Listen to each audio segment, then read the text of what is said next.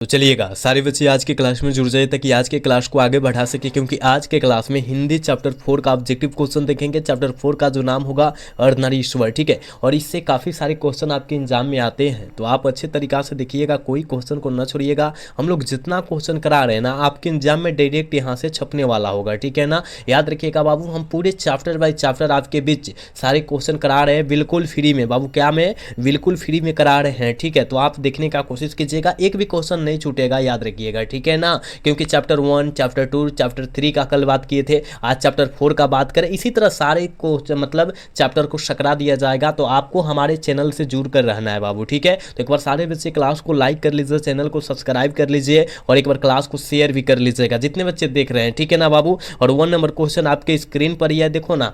कहा क्या जा रहा है, कहा जा रहा है कि अर्धनारी ईश्वर शीर्षक निबंध में शंकर और पार्वती का किस प्रकार का रूप वर्णित है। तो याद रखिएगा 2023 में पूछा क्वेश्चन है, तो याद रखिएगा कल्पित रूप जो है वर्णित है, ऑप्शन सी करेक्ट हो जाएगा, समझ रहे हो ना। अगला क्वेश्चन देखोगे, यहाँ 2 नंबर क्वेश्चन में देखो बाबू, रामधारी सिंह दिनकर किस विश्वविद्यालय में उप कुलपति के पद पर रहे थे, ठीक है ना। ये भी 2023 में क्वेश्चन आया हुआ है, तो आपको याद रखिएगा किस विश्वविद्यालय में, तो आपको याद रखना है भागलपुर विश्वविद्यालय, ठीक है ना। यानी ऑप्शन क्या हो जाएगा, ये हो जाएगा। जितना इस चैप्टर से क्वेश्चन बनता है ऑब्जेक्टिव, वो सारे क्वेश्चन को लाए हुए हैं, ठीक है। कहा जा रहा है कि नारी और नर एक ही द्रव्य की धली 2 प्रतिमा है, किस रचनाकार की पंक्ति है। बहुत इंपॉर्टेंट है और आपके एग्जाम में बहुत ही बार ये क्वेश्चन आया भी है। देखो 2023 में आ गया है, मतलब 2019 की बात करें, 2022 की बात करें, 2020 की बात करें, उसमें आया हुआ प्रश्न है, ठीक है ना। तो याद रखिएगा किसका रचना है, तो रामधारी सिंह दिनकर, यानी करेक्ट ऑप्शन सी होगा 3 का, ठीक है। बात समझ रहे हो ना बाबू।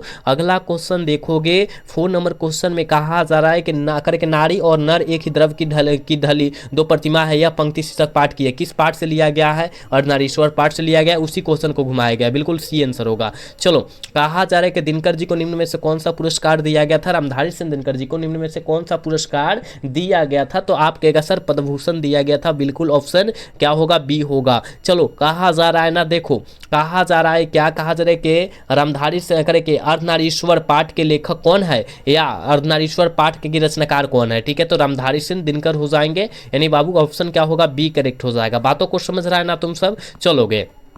कहा जा रहा है अगला क्वेश्चन में, कहा जा रहा है रामधारी सिंह दिनकर की रचना कौन सी है। रामधारी सिंह दिनकर की रचना जो है कौन सी है, आपके अर्धनारीश्वर, बिल्कुल ऑप्शन डी होगा। घबराना नहीं है, सारे क्वेश्चन का अच्छे से आंसर लगाना है। कहा जा रहा है कि दिनकर जी की जन्म बिहार के किस जिले में हुआ था, रामधारी सिंह दिनकर के जन्म बिहार के किस जिले में हुआ था, तो भागलपुर, ठीक है ना। या सॉरी भागलपुर बोल रहे हैं, बेगूसराय, बिल्कुल ऑप्शन क्या होगा, बी करेक्ट हो जाएगा, ठीक है। अगला क्वेश्चन देखोगे, कहा जा रहा है ना कि रामधारी सिंह दिनकर के पिता का नाम क्या था। दिनकर जी के पिता का जो नाम था वो क्या था, ये भी हमने क्वेश्चन बाबू का बतलाया था ना, रवि सिंह, बिल्कुल ऑप्शन बी हो जाएगा। बोल रहे हैं ना, पूरे मिनिमम क्वेश्चन जो है, मिनिमम का समय में सारे क्वेश्चन को सकरा दिया जाएगा।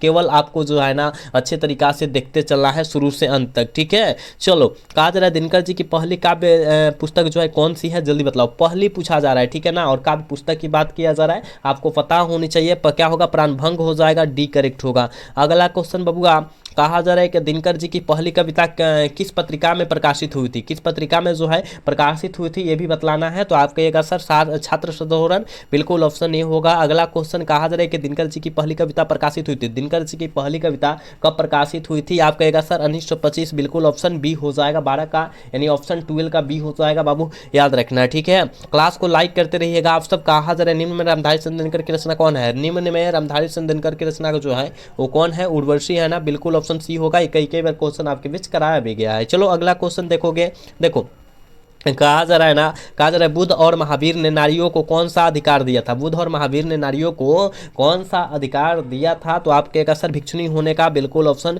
बी होगा। अगला क्वेश्चन देखोगे, कहा जा रहा है कि पुरुष जब नारी के गुण लेता है तब वह देवता बन जाता है, किंतु जब नारी जब नर का गुण सीखती है तो राक्षस हो जाती है, यह कथन किसका है। देखो कितना इंपॉर्टेंट है, जब पुरुष जो है नारी का गुण लेता है तो देवता बन जाता है, लेकिन जब नारी जो होती है, महिला जो होती है, अगर वो नर का गुण लेती है तो राक्षसिन बन जाती है। बिल्कुल सत्य बात है। यानी किसके द्वारा कहा गया था, तो रामधारी सिंह दिनकर यानी राष्ट्र कवि दिनकर जी के द्वारा कहा गया था। बिल्कुल ऑप्शन 15 का ए हो जाएगा, ठीक है ना, याद रखिएगा। ठीक है, आपको याद रखना है रे बाबू, कोई क्वेश्चन को नहीं छोड़ना है, ठीक है ना।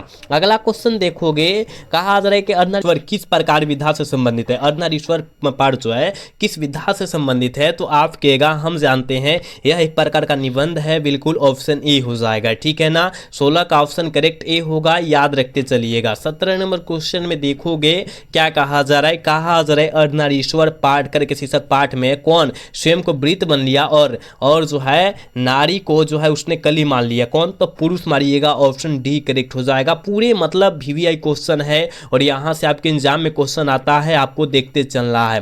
कहा जा रहा है नारी तो हम हूं करी तो न किया विचार जब जानी तब पहरी नारी महावीर। यह पंक्ति जो है किस पाठ से है संबंधित है, तो अर्धनारीश्वर पाठ मारिएगा ना।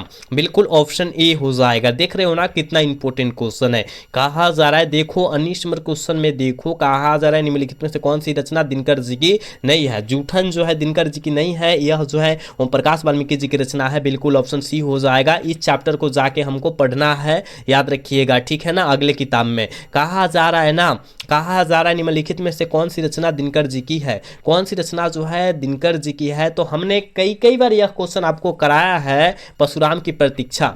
बिल्कुल ऑप्शन बी होगा, 20 का ऑप्शन करेक्ट बी हो जाएगा, याद रखिएगा। क्लास को थोड़ा लाइक करते रहिएगा आप सब, ठीक है। अगला क्वेश्चन देखोगे, कहा जा रहा है कि दिनकर जी को किस कृति पर भारतीय ज्ञानपीठ पुरस्कार प्राप्त हुआ था, या दूसरा क्वेश्चन किस तरह करके पूछ सकता है। देखो ज्ञानपीठ पुरस्कार से सम्मानित रचना कौन है, तो ये आपको लगा देना है उर्वशी। दोनों क्वेश्चन का कहने का मतलब सेम हुआ, याद रखिएगा, तो आंसर सेम हो जाएगा। चलो अगला क्वेश्चन देखोगे, 22 नंबर क्वेश्चन में कहा जा रहा है युद्ध और शांति की समस्या पर लिखी गई काव्य कृति कौन है। युद्ध और शांति की समस्या पर लिखी गई काव्य कृति जो है कौन है, आपको याद रखना है कौन है जी, तो आप कहेगा हम जानते हैं कुरुक्षेत्र है। बिल्कुल ऑप्शन बी हो जाएगा। देख रहे हो ना आपके एग्जाम में सारे क्वेश्चन आए हुए हैं। कहा जा रहा है अर्धनारीश्वर का काल्पित रूप क्या है, हो अर्धनारीश्वर का काल्पित रूप क्या है, शिव और पार्वती का काल्पित रूप है। ऑप्शन ए करेक्ट होगा। 23 का 24 नंबर क्वेश्चन में कहा जा रहा है गंधारी थी, ए बाबू कौन थे गंधारी, कौन थी, हो दुर्योधन की माँ थी।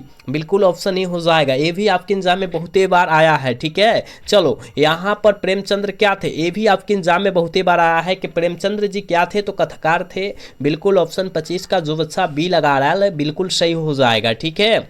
अगला क्वेश्चन बाबू देखोगे, कहा जा रहा है दिनकर जी का जन्म कब हुआ था, पता है क्या। रामधारी सिंह दिनकर जी का जन्म जो हुआ था वो कब हुआ था, हमने बतलाया था 23 नवंबर 1908 को हुआ था। बिल्कुल करेक्ट ऑप्शन ए हो जाएगा, ठीक है। क्लास को लाइक नहीं करता है तुम सब, क्लास को लाइक करो तुम सब, ठीक है। अगला क्वेश्चन देखोगे, दिनकर जी किस युग के कवि है, रामधारी सिंह दिनकर किस युग के कवि है, ये भी क्वेश्चन आपके बीच कराया गया है। छायावादो युग मारिएगा, ठीक है, ऑप्शन सी हो जाएगा। अगला क्वेश्चन देखोगे 28 नंबर क्वेश्चन बहुत इंपॉर्टेंट है। संस्कृत के 4 अध्याय किसकी कृति है, ठीक है ना।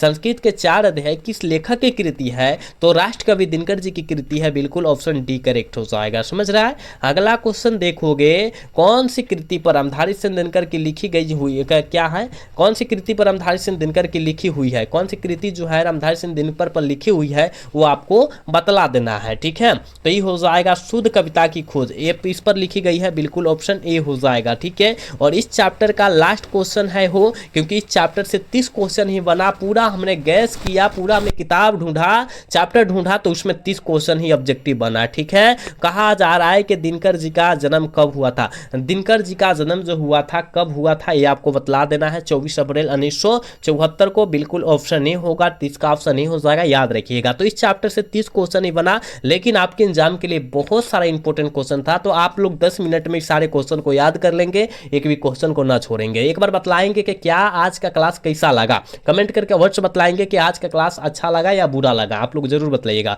अगर अच्छा लगा होगा तो क्लास को लाइक करिएगा, चैनल को सब्सक्राइब करिएगा, और मिलेंगे पुनः दूसरी क्लासेस में। तब तक के लिए जय हिंद, जय Bharat, tata, bye bye, love you.